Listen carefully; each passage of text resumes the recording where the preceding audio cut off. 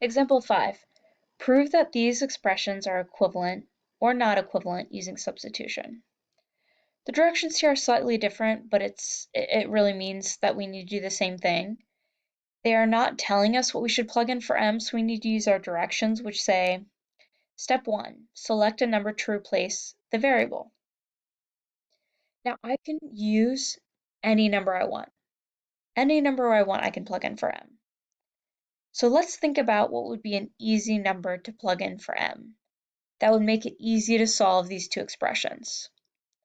Now when I see this expression on the right, expression b, I notice that I'm going to be subtracting 11.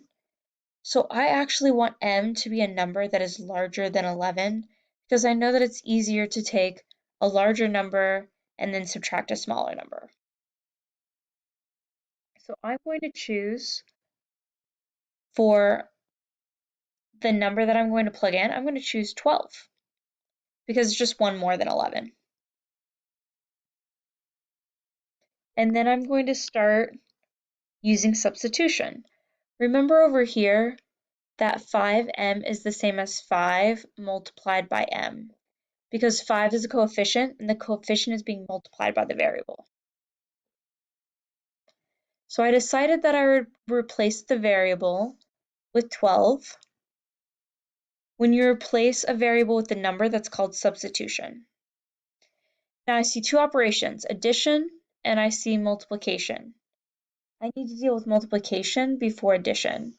So I'm going to go ahead and multiply 5 times 12 and I get 60.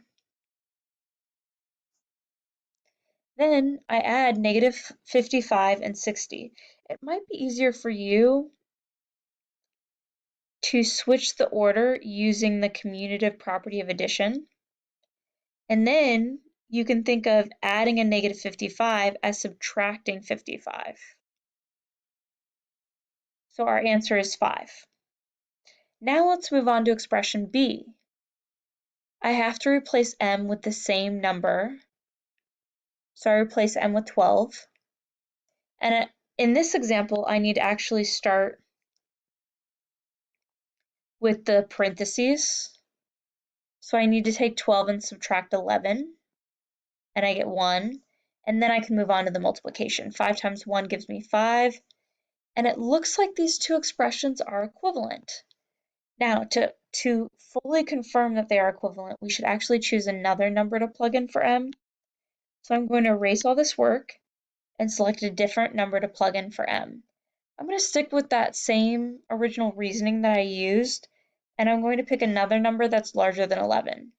This time I'm going to use 15. So I come over here to expression A and I replace m with 15.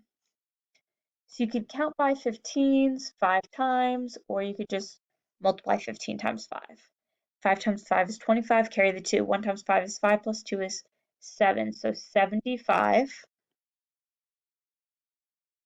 And I'm going to use the same reasoning I used before where I switch out the two numbers because according to the commutative property of addition, I can just trade the order of these two numbers.